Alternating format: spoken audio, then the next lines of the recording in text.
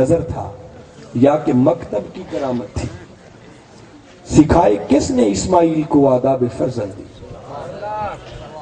وہ اسماعیل جس نے کسی مکتب اور مدرسے کا منہ تک نہیں دیکھا، وہ تو پیدا ہوتے ہی ویرانوں میں چھوڑ دیا گیا۔ اسماعیل نے یہ ادب کہاں سے سیکھا تھا؟ ہمارے سکولوں، یونیورسٹی اور درس گاہوں کی بات تو بعد میں آئے گی، اسماعیل تو کسی درس گاہ میں نہیں گئے تھے۔ انہوں نے یہ ادب کہاں سے سیکھا؟ اسماعیل علیہ السلام نے ادب سیکھا تو ماں کی گود اور والد کے کردار سے سیکھا تھا۔ سبحان اللہ، سبحان اللہ، نعرہ تکبیر، نعرہ رسالت، نعرہ خلافت، نعرہ حیدری۔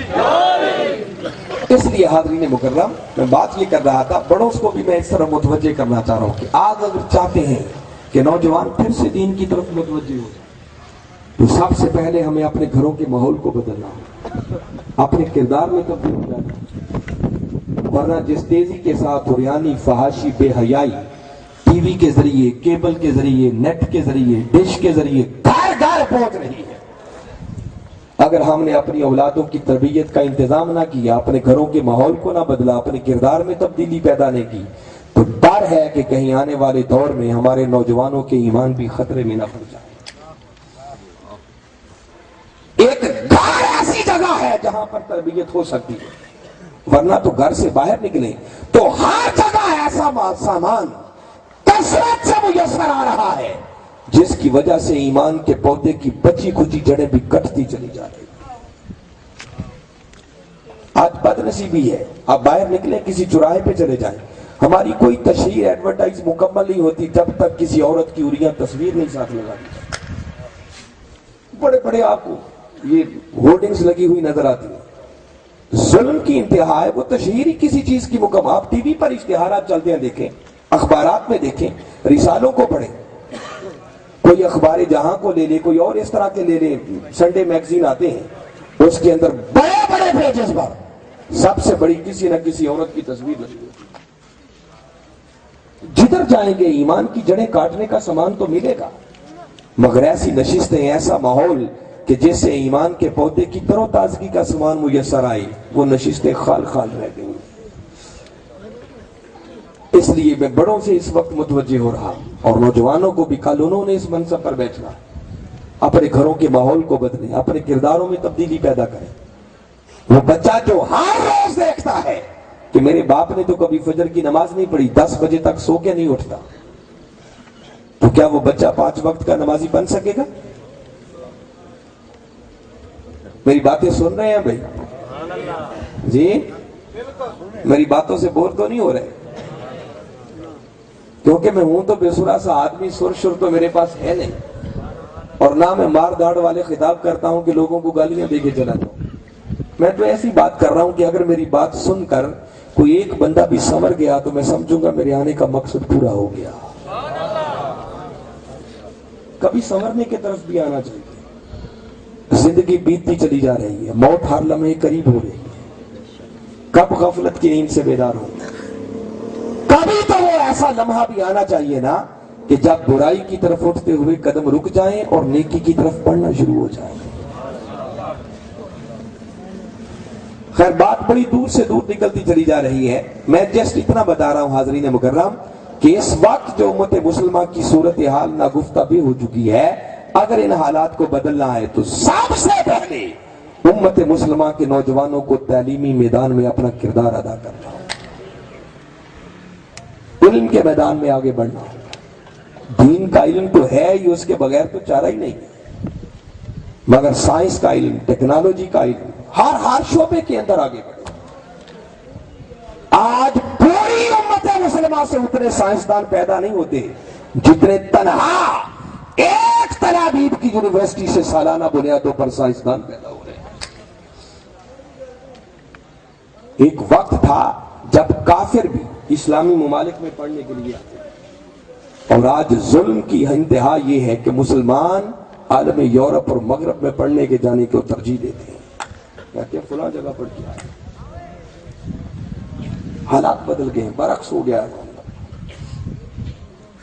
ہم نے پاکستان کے اس تعلیمی کلچر کو بدلنا ہوگا, تعلیمی نظام کو بدلنا ہوگا. اللہ رب العزت نے تو نظام وہ دیا ہے, خالی پڑھنے کا حکم نہیں ہے, فرمائے اقرا بسم ربک الذی خلق, بندے پڑھ اس رب کے نام سے جس نے تجھے پیدا کیا. علم وہ علم ہے جو انسان کو اپنے مولا کی معرفت تک پہنچا دے. جس علم کے بعد انسان سنور نہ سکا وہ علم نہیں ہے. تو سب سے پہلے نوجوانوں کو علم کی طرف متوجہ ہونا, اور نصرت دین رسول کے اندر میں بتا رہا ہوں یہ بھی ایک نصرت ہے کہ اپنی زندگی کو ایسے علم کے حصول کے لیے وقف کریں جس سے آقا کی امت کی سربلندی ہو سکے. پھر اس نصرت کے اندر آقا کے دین کی خدمت, نوکری جو بتا رہا, پھر آقا کے دین کے لیے قربانی ہے, وہ وقت کی قربانی ہے, وہ جان کی قربانی ہے, وہ مال کی قربانی ہے. اور صحابہ کرام رضوان اللہ علیہم اجمعین کی زندگیوں کو کبھی دیکھیں, خدا کی قسم انہوں نے آقا دین کی خاطر تن من دن سب کچھ قربان کر رکھا تھا. میرے آقا اعلان کرتے جہاد کے لیے لشکر روانہ ہو رہا ہے, لاؤ کیا پیش کر دیو. عمر فاروق سنتے, پلٹ کے جاتے گھر کا آدھا مال لا کر پیش کر دیا. سیدنا ابو بکر صدیق رضی اللہ تعالیٰ نے سنا, پلٹ کے گئے, گھر کا سارا مال حتیٰ کہ تن کے کپڑے تک بھی اتار. ایک بوریا سا تھا جو زیب تن کیا, اور چلتے ہوئے کسی نے دیکھا ابو بکر دیواروں پر بھی ہاتھ مار رہے ہیں. کسی نے پوچھا ابو بکر آپ کیا تلاش کر رہے ہو؟ فرماتے ہیں یاد پڑتا ہے کوئی سوئی یہاں لگائی تھی, چاہتا ہوں وہ بھی رہ نہ جائے, وہ بھی مصطفیٰ کے قدموں پر قربان کر دوں. سب کچھ لا کر پیش کیا. میرے آقا نے پوچھا ماں آپ کئی تلے اہل کیا ابا بکر, ابو بکر گھر والوں کے لیے کیا چھوڑ کے آئی؟ عرض کرتے ہیں اب کئی تو لاہم اللہ و رسولہ, آقا جو دنیا کی معلومات تھی وہ تو لا کر آپ کے قدموں میں پیش کر دی, رہ گئے گھر والے تو ان کے لیے اللہ اور اس کا رسول چھوڑ کر آیا. یہ قربانی ہے, یہ جذبہ ہے. اور یہاں چلتے چلتے ایک ایمان کی تازگی کے لیے بھی جملہ آپ کو بتا دوں. ابو بکر کا عقیدہ بتاؤں ذرا سنیں, قربان جاؤں ابو بکر کے عقیدے پر. آقا نے سوال کیا پوچھا, ابو بکر گھر کیا چھوڑ کر آئے؟ سوال یہ ہے, اور جواب کیا دے رہے ہیں, اب کئی تو لاہم اللہ و رسولہ. حالانکہ جو بات کر رہے ہیں رسول کی, رسول سامنے بیٹھے ہیں. میرے آقا ہی تو پوچھ رہے ہیں ان سے ابو بکر گھر کیا چھوڑ کے آئے ہو؟ وہ رسول ابو بکر کی آنکھوں کے سامنے ہے, مگر جواب کیا دیتے ہیں, آقا گھر والوں کے لیے گھر میں اللہ اور اس کا رسول چھوڑ کر آئے. مجھے بتائیں رسول اس وقت ابو بکر کے گھر میں تھے یا ابو بکر کے سامنے تھے؟ اللہ کی بات ہو تو وہ تو سمجھ آ جائے کہ اللہ ہر جگہ ہے, تو وہاں تو ابو بکر رسول کی بات کر رہا ہے. ابو بکر نے جملہ کہہ کر یہ بتا دیا لوگوں, ہاں ہمارے آقا کی یہ شان ہے کہ آقا ہر وقت ہر جگہ موجود ہیں. جبریل جاؤ آج اسی کیفیت میں میرے محبوب کو میرا سلام پہنچاؤ, اور پھر آج میرے محبوب کے واسطے سے میرا سلام ابو بکر تک بھی پہنچایا جائے. قربان جائے ابو بکر تیرے مقدر پر جنہیں رب کی بارگاہ سے سلام آتا تھا, اس کی راہ میں دینے سے رب سلام بھیجتا ہے. اور باری تعالیٰ نے پیغام بھیجا کہ میرے محبوب سے کہنا ذرا ابو بکر سے پوچھیں, ابو بکر نے سب کچھ لوٹا دیا, خود فقیر ہو گیا, اس حال میں بھی اپنے مولا سے راضی ہے, دل میں ملال تو نہیں ہے, سب کچھ ہی لے لیا. جبریل امین علیہ السلام آئے, پیغام دیا, میرے آقا نے ابو بکر کو مبارک دی, ابو بکر تجھے مبارک ہو, اللہ نے تجھے سلام بھیجا ہے. اور تیرا رب پوچھ رہا ہے کہ ابو بکر اس حال میں بھی راضی ہے؟ ذرا چشم تصور میں لائیں اس پروانہ چراغ مصطفی پر کیا بیتی ہوگی. ہمیں کسی وزیر اعظم کا سلام آ جائے, ایم پی اے کا پیغام آ جائے تو ہمارے پاؤں زمین پہ نہیں لگتے, تو سوچو ابو بکر کا حال کیا ہوگا جس کو رب کا سلام آ رہا. بس یہ جملہ سننا تھا. ابو بکر نے واجد میں آ کر آقا کے گرد 3 چکر کاٹ ڈالے اور زبان سے یہ جملے کہہ رہے ہیں, انا ان ربی راضن, انا ان ربی راضن, انا ان ربی راضن. آقا میں تو رب سے راضی ہوں, راضی ہوں, راضی ہوں. پوچھ کر اتنا بتا دیں جو دے دیا اس نے قبول بھی کر لیا یا نہیں. یہ قربانی ہے, یہ نصرت دین رسول ہے. میرے آقا نے ایک مرتبہ اعلان کیا، سیدنا عثمان غنی رضی اللہ تعالیٰ عنہ نے اتنے درہم اور دینار لا کر ڈھیر کر دیے. میرے آقا منبر پر بیٹھے ہیں، جھولی میں ڈالے ہوئے ہیں، یوں ہاتھ ڈالتے ہیں، اوپر کرتے ہیں، پھر نیچے پھیرتے ہیں، رول رہے ہیں، خوش ہو رہے ہیں، اور خوش ہو کر اللہ کی بارگاہ میں دعا کر رہے ہیں کہ مولا آج تیرے عثمان نے تیرے دین کی خاطر اتنا دے دیا ہے کہ میں تیرا رسول تیری بارگاہ میں عرض کر رہا ہوں کہ اب عثمان سے قیامت تک کوئی سوال نہ کرنا. یہ قربانیاں تھی، یہ جذبے تھے. فرمایا کامیابی چاہتے ہو تو صرف محبت عشق اور عطف تک نہ رہو. کامیابی اسے ملے گی جو پھر میرے مصطفیٰ کے دین کی خاطر اپنا تن من دھن لٹا دیتا ہے. نوجوانوں آج قربانی کی ضرورت ہے، ہر کوئی لوٹنے پہ لگا ہوا ہے. آؤ ایسا مثالی کردار پیش کریں کہ آقا کے دین کی خاطر پھر قربانی دینے والے بن جائیں. جس کو جو کچھ ملا وہ اللہ کی راہ میں دینے سے ملا، بغیر قربانی کے کچھ کسی کو نہ مل سکا. جس کو جو کچھ ملا وہ اللہ کی راہ میں دینے سے ملا. اور منہاج القرآن آج کے نوجوانوں کو یہی درس اور پیغام دے رہا ہے. تو آقا کے دین کی خاطر قربانی.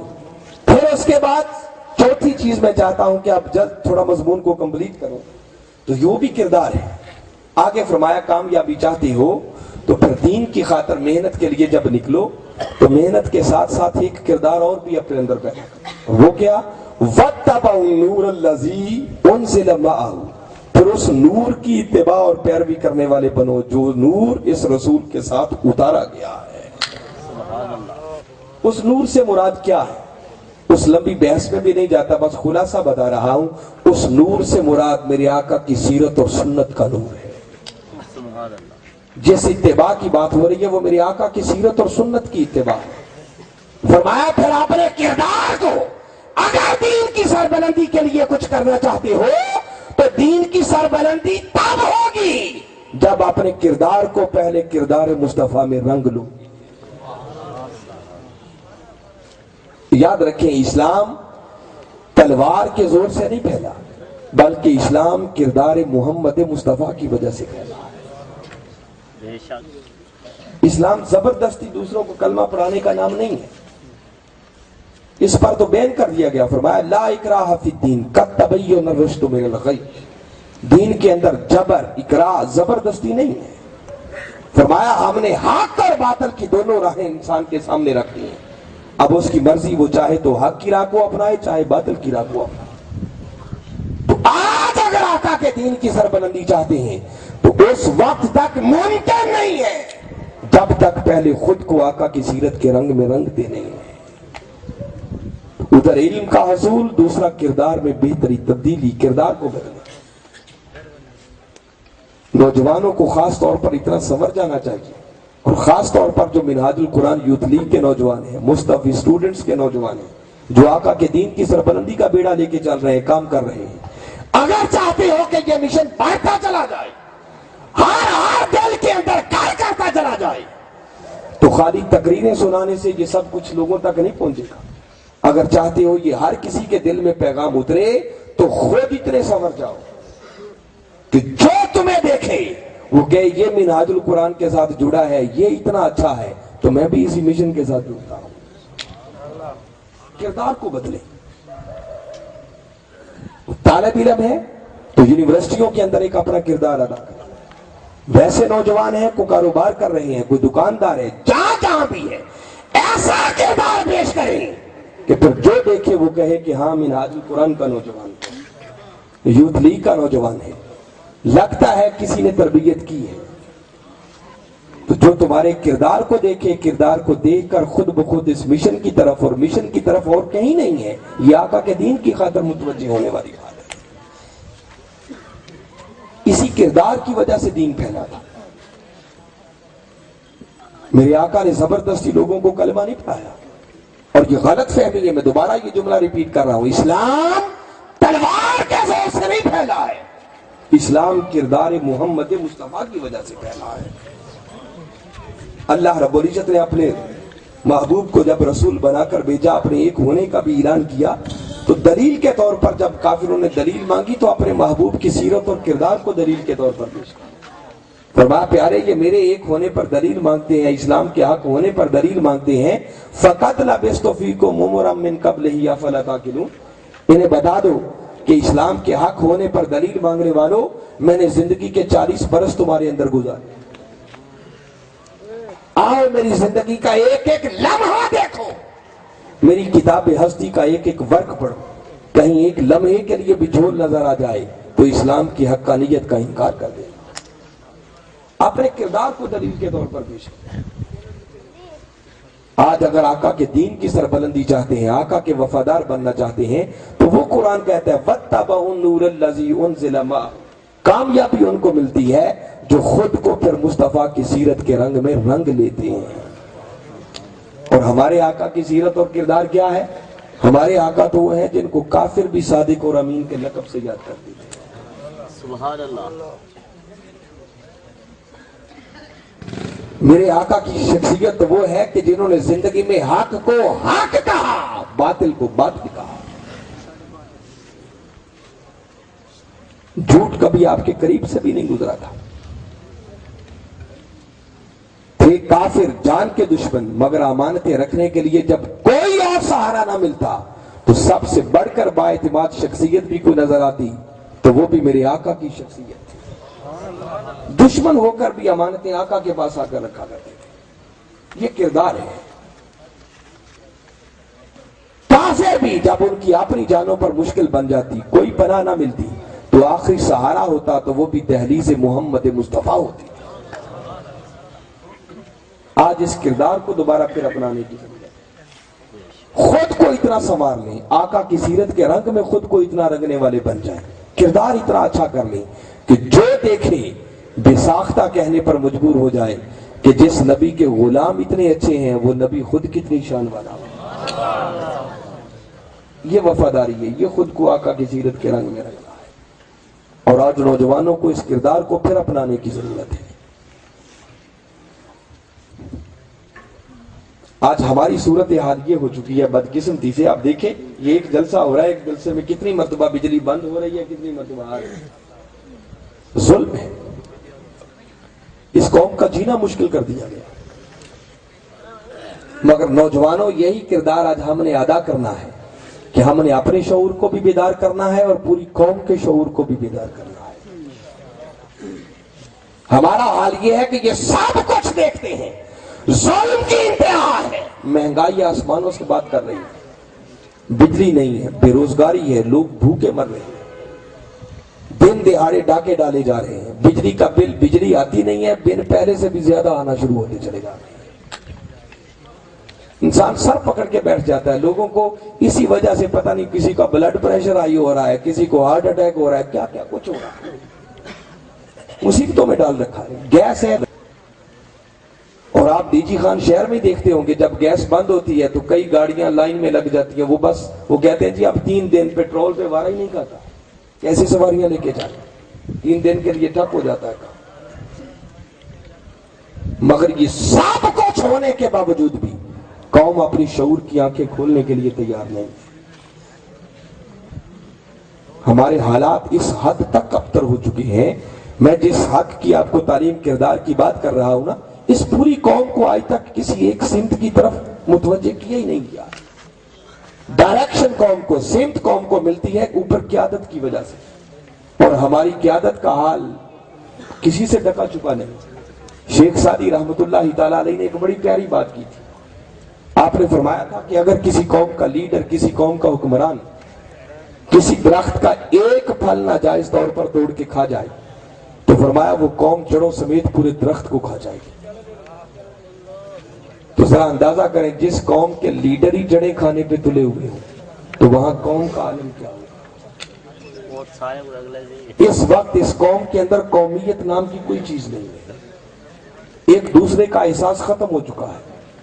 پڑوسی کے گھر ڈیتھ ہو جائے، ساتھ والوں کی آنکھوں سے ایک آنسو نہیں نکلتا، احساس ختم ہو چکا ہے۔ آج ملک کے پاکستان میں کس کس کے ساتھ ظلم ہو رہا ہے، نا انصافیاں ہو رہی ہیں، مگر کوئی آواز بلند کرنے کے لیے تیار نہیں۔ مگر جب اس کے اپنے ساتھ بیتتی ہے پھر چیختا ہے کہ یہ ظلم ہو رہا ہے۔ انفرادیت آ گئی ہے، قومیت نام کی کوئی چیز نہیں ہے۔ اس اجتماعیت کو اور اجتماعی شعور کو ہم نے بیدار کرنا ہے، مگر یہ شعور بھی اس حد تک میں بتا رہا ہوں مردہ ہو چکا ہے تو بڑی آکورڈ سی بات، مگر اس قوم کے موجودہ حالات پر یہ 100% درست ثابت ہے۔ یہ سب کچھ ہم دیکھ رہے ہیں، 5 سال تک ہم ان حکمرانوں کو گالیاں بھی دیں گے، مگر 5 سال کے بعد جب الیکشن آئے گا وہی چہرے سامنے آئیں گے۔ کوئی اچھا آ بھی جائے تو شریف آدمی کو ووٹ کوئی نہیں دیتا، وہی چور ڈاکو لٹیروں کو سب سے پہلے ووٹ دے دیتے۔ ایسا ہو رہا ہے یا نہیں ہو رہا؟ اس حد تک ترجیحات بدل چکی ہیں کہ ایک طرف شریف آدمی ہو، پڑھا لکھا ہو، پاکیدار ہو، دوسری طرف لوگ جانتے ہوتے ہیں یہ چور ہے، ڈاکو ہے، لٹیرا ہے، مگر سب کچھ جانتے بوجھتے ہوئے بھی شریف آدمی کو ووٹ کوئی نہیں دیتا۔ کوئی گاؤں کی نالیوں پہ بک رہا ہے، کوئی گاؤں کی سڑکوں پہ بک رہا ہے، کوئی بیٹے کی نوکری کے نام پہ بک جاتا ہے، کوئی برادری کے نام پر بک جاتا ہے، 5 سال کے بعد پھر وہی علیمیہ ہوتا ہے۔ میں بتا رہا ہوں کہ شعور اس حد تک مردہ ہو چکا ہے۔ وہ جو ایک مثال میں دینا چاہ رہا تھا، ایک بادشاہ تھا، میری بات کو لطیفہ نہیں سمجھنا، میں ایک دکھ کی بات کر رہا ہوں، اس قوم کا شعور کہاں تک مردہ ہو چکا ہے۔ اس نے دیکھا کہ ذرا میں جائزہ تو لوں میری قوم کے شعور کی پوزیشن کیا ہے، حال کیا ہے۔ ایک جگہ بس یوں سمجھے کوئی دریا تھا، پل تھا، وہاں سے قوم گزرتی تھی، پہلے فری گزر جاتے تھے، اس نے ٹیکس لگا دیا کہ جو یہاں سے گزرے اتنا ٹیکس ادا کرے گا پھر آگے گزرے گا۔ قوم نے دینا شروع کر دیا، اس نے دیکھا کوئی ٹس سے مس ہی نہیں ہوا، کچھ دنوں کے بعد اس نے اور بڑھا دیا، قوم پھر بھی ٹس سے مس نہیں ہوئی، اس نے اور بڑھا دیا، کہ دیکھو کہاں تک ان کا شعور مردہ ہو چکا۔ قوم جب پھر بھی ٹس سے مس نہ ہوئی، تنگ آ گئی، اس نے تنگ آ کر اپنے کارندوں کو اعلان کر دیا، حکم آرڈر جاری کر دیا کہ جو یہاں سے گزرے اس سے ٹیکس بھی وصول کریں اور ہر گزرنے والے کے 10 جوتے بھی لگائے جائیں۔ بس پہلے ہی دن جب 10 جوتے لگے تو اگلے دن لوگ سڑکوں پہ نکل آئے، جلوس نکل آیا۔ وہ دل میں بڑا خوش ہوا کہ چلو کچھ تو شعور ان کا بیدار ہے، ابھی چیخ پڑے۔ وہ آیا، پوچھا بتاؤ کیا چاہتی ہو، کیوں سڑکوں پہ نکل آئے؟ تو قوم کے شعور کا حالت بتا رہا ہوں کیا تھا۔ ہاتھ جوڑ کے عرض کرنے لگے، بادشاہ سلامت، آپ کا ہر حکم سر آنکھوں پر، جوتے کھانے کو بھی تیار ہیں، بس درخواست اتنی ہے کہ بندوں کی تعداد جوتے مارنے والوں کی بڑھا دیں، وقت زیادہ لگ جاتا ہے تاکہ جلدی جلدی جوتے لگا کے فارغ کریں۔ ہماری قوم کا شعور شاید اس وقت اس سے بھی نیچے جاتا ہے۔ یہ جو کچھ ہو رہا ہے یہ جوتے مارنے سے کوئی کم نہیں ہے، یہ اس سے بھی بڑھ کر ہے۔ نہ جانے ہمارا شعور کب بیدار ہوگا، ہماری آنکھیں کب کھلیں گی، کب تک دیکھتے رہیں گے۔ نوجوانوں، آج اس شعور کو پہلے ہم نے اپنا بیدار کرنا ہے اور پھر پوری قوم کے شعور کو بیدار کرنے کے لیے نکلنا ہے۔ منہاج القرآن اور ڈاکٹر محمد طاہر القادری اس وقت قوم کے اسی شعور کو بیدار کر رہے ہیں، اور آپ نے ایک ہی نعرہ دیا ہے کہ آؤ، اگر اس ملک میں تبدیلی چاہتے ہو تو سب سے پہلے یہ شعور بیدار کر لو کہ جب تک یہ ظالمانہ الیکشن اور کرپٹ الیکشن کا نظام موجود ہے تب تک اس ملک کے حالات کبھی نہیں بدل سکتے۔ یہ نظام ہے جس نظام نے اس ملک کی ہر چیز کو تباہ کر دیا۔ اس نظام کے ہوتے ہوئے باکردار پڑھا لکھا کبھی بھی قیادت میں نہیں آ سکتا۔ سال ہر سال سے ایک ہی خاندان کے لوگ، پہلے دادا تھا تو آج اس کا پوتا پڑپوتا، وہی خاندان چلے آ رہے، ان پڑھ انگوٹھا لگانے والے۔ اب یہ اندازہ اس قوم کے شعور کا کر لیں کہ وہ کئی ایسے حکمران تھے جن کی BA کی ڈگریاں جعلی نکلی تھی، معلوم ہے نا، یہ خبریں سنی ہوں گی۔ جب جعلی نکلی ان کو معطل کر دیا گیا، رکنیت ختم ہو گئی، 3 مہینوں کے بعد وہی جعلی ڈگریوں والے پھر الیکشن جیت کے آ گئے، قوم نے پھر انہیں کو ووٹ دے دیا۔ یہ ہے اس قوم کا حال۔ تو دعا بھی کریں اور اس قوم کے شعور کو بیدار کرنے کے لیے دوا بھی کریں۔ وہ دوا نوجوانوں آپ نے کرنی ہے، خود اس شعور کو بیدار کر کے گلی گلی، محلے محلے، ہر شخص تک اس پیغام کو پہنچانا۔ اور یہ 4 چیزیں جو کامیابی کے لیے اللہ رب العزت نے بتائیں کہ اگر دنیا اور آخرت میں فلاح چاہتے ہو تو سب سے پہلے اپنے سینوں کے اندر کملی والے آقا کی محبت اور عشق کے چراغ روشن کرو، پھر بارگاہ مصطفیٰ کے ادب میں فلاح ہونا سیکھو، پھر آقا کے دین کی سربلندی کے لیے قربانی دینا سیکھو، وقت کی قربانی، مال کی قربانی، جس حوالے سے بھی ضرورت پڑے، جب تک تن من دن آقا کے دین کی سربلندی کے لیے قربان کرنے کے لیے تیار نہیں ہوتے، تب بھی کبھی قوموں کے حالات بدلا نہیں کرتے۔ اور سب سے بڑھ کر پھر جس کی ضرورت ہے وہ یہ کہ پھر خود کو آقا کی سیرت اور کردار کے رنگ میں ایسا رنگ لیں کہ پھر جو دیکھے وہ اسلام کی طرف کھینچا چلا آئے۔ اور ہمیں اس شعور کو بیدار کرنے کے لیے بھی جو کردار ادا کرنا ہے، زندگی کو اس طرز عمل پہ ڈال لو کہ زندگی میں حق کو حق کہنا سیکھو اور باطل کو باطل کہنا سیکھو، اچھے کو اچھا کہنا سیکھو، برے کو برا کہنا سیکھو۔ جس دن ہم نے یہ کردار اپنا لیا، اس قوم اور اس امت کے برے دن یقیناً ختم ہو جائے۔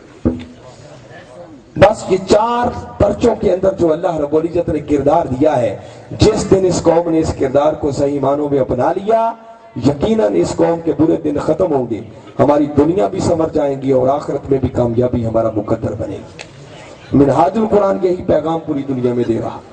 منہاج القرآن یوتھ لیگ اور مستوی اسٹوڈنٹس کے طلبہ اسی پیغام کو عام کر رہے ہیں۔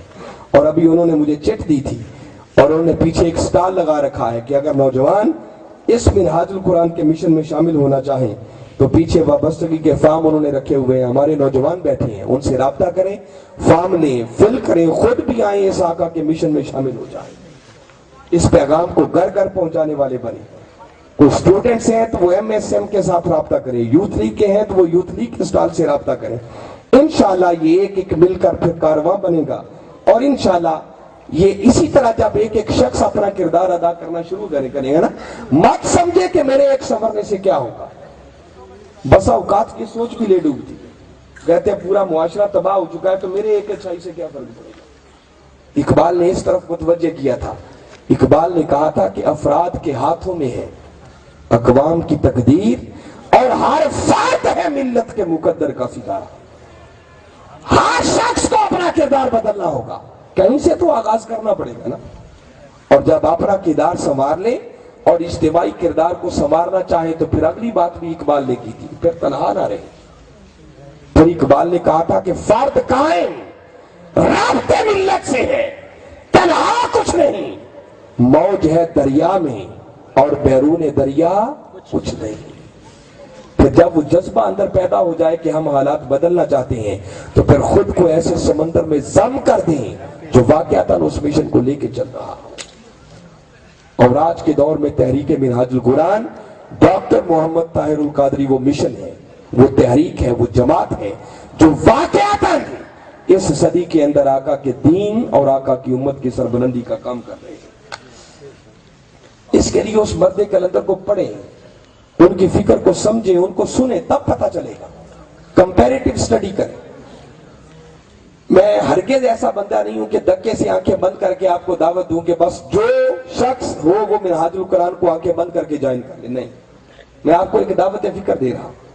آپ کے جو آئیڈیلز ہیں، خواہ وہ مذہبی میدان ہے، وہ سیاسی میدان ہے، وہ علمی میدان ہے، وہ ویلفیئر کا میدان ہے، وہ انتظامی حوالے سے کوئی کام ہے، آپ کے 10 15 20 25 30 جو بھی آپ کی آئیڈیل شخصیات ہیں ان کی فہرست بنا دیں، اور پھر ان کے اب تک جو کارہائے نمایاں ہیں انہوں نے کیا کیا کردار ادا کیا، کیا کیا گول کھلائے ہیں، سب کا انالیسس کریں، اور جو شخصیت جو جماعت سارے فہرست نظر آئی اور دیکھیں کہ واقعتاً اخلاص کے ساتھ آقا کے دین کی سربلندی کے لیے کام کر رہے ہیں، پھر دیر نہ کریں، انالیسس دیانتداری سے کریں، جو سب سے آگے نظر آئی پھر آنکھیں بند کر کے اس کے ساتھ جڑ جائیں۔ بس 5-7 معیار بنا لیں کہ علم کے میدان میں اس جماعت نے کیا کیا ہے، روحانیت کے میدان میں کیا کیا ہے، امت کی اصلاح کے لیے کیا کیا ہے، قوم کو فکر اور سوچ کے دینے میں کیا کردار ادا کیا ہے، ملت اور قوم کے ویلفیئر کے لیے اس جماعت نے کیا کردار ادا کیا ہے، ملک کو لوٹا ہے یا ملک کو کچھ دیا ہے۔ بس یہ 5-7 معیار سامنے رکھیں، جو سرے فہرست نظر آئے قوم کے حق میں بہتر ہو اس کے ساتھ جڑ جائیں۔ اور خدا کی قسم جب ہم اپنے آئیڈیل طریقے سے ان 5-7 معیارات پر پرکھیں گے، جائزہ لیں گے، تو جو جماعت جو مشن سرے فہرست نظر آئے گا اس صدی میں اس کا نام منہاج القرآن اور ڈاکٹر محمد طاہر القادری ہے۔ جس شخص نے علم کے میدان میں نے بتایا کہ صرف اس کے اداروں کا جائزہ لیں تو کم و بیش اس وقت درجنوں میں نہیں سینکڑوں کے اندر کوئی 700 کے لگ بھگ صرف پاکستان کے اندر اس تحریک منہاج القرآن کے ادارے کام کر رہے ہیں۔ منہاج القرآن کی اپنی انڈیپینڈنٹ یونیورسٹی ہے جس کے اندر 16 سبجیکٹس کے اندر باقاعدہ ماسٹر پی ایچ ڈی اور ایم فل کی کلاس ہوتی ہے۔ بیرون ممالک جو کام ہو رہا ہے وہ اس کے علاوہ ہے۔ روحانی میدان میں دیکھیں تو وہ مرد کلندر ایک ایسی شخصیت ہے کہ روئے زمین پر حرمین شریفین کے بعد اگر سب سے بڑا اجتماعی اعتکاف کہیں ہوتا ہے تو وہ لاہور منہاج القرآن کی سرزمین پر ہوتا ہے۔ اس مرد کلندر کے ساتھ رمضان المبارک کے آخری عشرے میں 20-20 ہزار 25-25 ہزار اور 50-50 ہزار تک بھی مرد و خواتین 10-10 دن کے لیے اس مرد کلندر کی صحبت میں اعتکاف بیٹھتے ہیں۔ آقا کے دین کا پیغام پوری دنیا تک پہنچانے کا عمل دیکھیں تو ممکن ہے کوئی جماعت اپنی تحصیل میں کام کرتی ہو، کوئی ضلع میں کام کرتی ہو، کوئی صوبے میں کام کرتی ہو، کوئی ملک میں کام کرتی ہو، مگر منہاج القرآن وہ ہے کہ جس نے شرق سے غرب تک آقا کے دین کے ڈنکے بجا دیے ہیں۔ اور میں یہ باتیں خالی ایسے خیالی باتیں نہیں کر رہا، الحمدللہ میں آپ کے سامنے جو بیٹھا ہوں 32 ممالک کے اندر منہاج القرآن کے پلیٹ فارم سے میں خود وزٹ کر چکا ہوں، کئی ممالک میں خدمات انجام دے چکا ہوں، آنکھوں دیکھی باتیں بتا رہا ہوں، یہ سنی سنائی باتیں نہیں کر رہا، بلکہ میرا خیال ہے شاید سٹال پر آج ایک کتابچہ بھی موجود ہوگا، وہ لے کے جائیے گا، پڑھیے گا، آپ کو اندازہ ہو کہ منہاج القرآن کی وسعتوں کا عالم کیا ہے۔ وہ شخص پوری دنیا کو اپنی درسگاہ میں بدل چکا ہے، جلسہ گاہ میں بدل چکا ہے، وہ بولتا لاہور میں ہے، اس کی آواز پوری دنیا میں گونج رہی ہے۔ اس شخص کی ویلفیئر کی خدمات کے حوالے سے دیکھیں، کوئی این جی او نہیں ہے، باقاعدہ کسی گورنمنٹ کی سپورٹ نہیں ہے، مدد نہیں ہے، ایک چھوٹی سی این جی جس نے اپنے کارکنوں کی مدد کے ساتھ سیلاب آیا تو میرا خیال ہے کروڑوں روپے کی مد میں سیلاب زدگان کی مدد کی، ان کو گھر تک بنا کر دیے، بچے اور بچیوں کی شادیاں ہر جگہ کئی شہروں کے اندر، ابھی میرا خیال لئیے کے اندر کروائی گئی ہے، پھر لاہور کے اندر ابھی چند ہفتے پہلے ہوئی ہے، پھر گجر خان کے اندر اسی طرح ہوئی ہے، پھر آپ کے ان علاقوں میں یہ قصبہ گجرات ہے، لیا ہے، بکھر ہے، یہ راجن پور ہے، سندھ کے علاقے جہاں سے سیلاب آیا، لوگوں کو عملاً گھر تک بنا کر دیے ہیں جتنے اپنے وسائل تھے۔ یہ ہمارے نوجوان بیٹھے ان کو معلوم ہے جس طرح انہوں نے کام کیا، وہ اپنے وسائل کے مطابق وہ کام بھی ہو رہا۔ پھر آقا کے دین کا پیغام لوگوں کے سینوں کے اندر آقا کی محبت اور عشق کی شمع کیسے روشن کی جا رہی ہے۔ جسٹ ابھی حال ہی میں جو انڈیا کا وزٹ ہوا ہے، میں بتا رہا ہوں اس مرد کلندر کو سننے کے لیے ایک جلسے کے اندر 20-20 25-25 اور 30-30 لاکھ کی اجتماعات ہوئی۔ کیسے نوجوانوں کو بدلا ہے، اور مثالیں میں نے کیا دینی ہے، میں جسٹ ایک ہی مثال آپ کے سامنے رکھ رہا ہوں۔ مجھے دیکھیں، میرا تعلق راجپوت برادری سے، اور میں جذباتی طور پر ادھر نہیں آیا کہ ایسے بس کسی نے پکڑ کے مجھے لگا دیا تھا۔ اس مرد کلندر کا بس ایک آقا کی محبت اور عشق سے لبریز خطاب سنا، ایم ایس سی میتھمیٹکس کر رہا تھا، اور وہ ایم ایس سی چھوڑ کر میں نے دوبارہ منہاج القرآن میں فرسٹ ایئر میں جا کے داخلہ لے لیا کہ آپ زندگی کے اگلے دن گزارنے ہیں تو اسی مرد کلندر کے قدموں میں رہ گئے۔ پھر وہاں 7 سال دینی تعلیم بڑھی۔ اس وقت لوگ مجھے کہتے تھے یہ بیوقوف ہے، مگر میں بتا رہا ہوں کہ اس نے کیسے نوجوانوں کے حالات بدلے۔ یہ تو جسٹ میں نے ایک آپ کو چھوٹی سی مثال دی ہے، ہزاروں ایسے نوجوان ہیں جن کی زندگیوں میں اس مرد کلندر نے ایک انقلاب برپا کر دیا، ان کی زندگی کے رنگ ڈنگ بدل دیے، جینے کا انداز بدل دیا۔ آئیں کبھی قریب سے اس مرد کلندر کا جائزہ لیں، پھر اندازہ ہوگا کہ طاہر القادری کس شخصیت کا نام ہے۔ صدیوں بعد ایسی شخصیات جنم لیا کرتے ہیں، اور میں تو کہا کرتا ہوں کہ وقت آنے والا ہے جب لوگ ڈھونڈا کریں گے، تلاش کیا کریں کہ کاش کوئی ایسا ہی مل جائے جس نے طاہر القادری کو دیکھا ہو، جس نے ان کو سنا ہو۔ آج اللہ کی وہ نعمت ہمارے اندر موجود ہے، اس مرد کلندر کے دست و بازو بنے، آقا کے دین کی سربلندی کے لیے آگے بڑھیں۔ انشاءاللہ قبر کی پہلی رات آئے گی، سمجھ آ جائے گی منہاج القرآن کی سنگت کیا تھی۔ بس یہ 4 خوبیاں اپنے اندر پیدا کرے، اور پھر آج کے اس دور میں ایسی اچھی اور صحبت اور سنگت اگر مل جائے تو دست و بازو بن کر میدان عمل میں آئیں. انشاءاللہ وہ وقت دور نہیں ہے جب اس مرد کلندر کی قیادت میں مصطفی انقلاب کا سویرا طلوع ہو کر رہے گا. میں بارے دیگر آج کی اس محفل کے جملہ منتظمین کو دل کی اتھا گہرائیوں سے مبارکباد پیش کرتا ہوں. دعا گو ہوں کہ اللہ رب العزت آپ کی اس کاوش کو قبول فرمائے اور جو کچھ میں نے کہا سمجھ کر ایمان لانے کی، آقا کی سچی اور سچی غلامی کا پٹا اپنے گلے میں ڈال کر ان کے دین کی سربلندی کے لیے ہم سب کو اپنا کردار ادا کرنے کی توفیق عطا فرمائے. وما علینا الا البلاغ. حضور کی باتیں مرحبا رنگ و نور کی باتیں اللہ اللہ حضور کی باتیں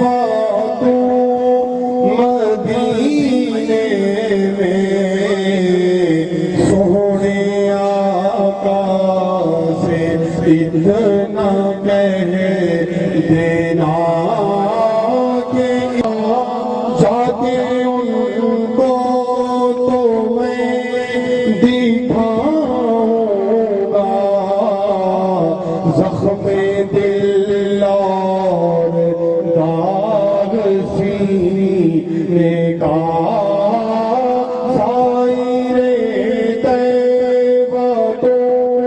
مدینے میں سونے آئی کو دے دو یہ سب شاہ مدینے کی یا رسول اللہ یا حبیب اللہ. دل میرا تو تڑپتے سے چھوڑ آیا ہوں میں، بلاوے کے منتظر ہیں لیکن نہ صبح آیا.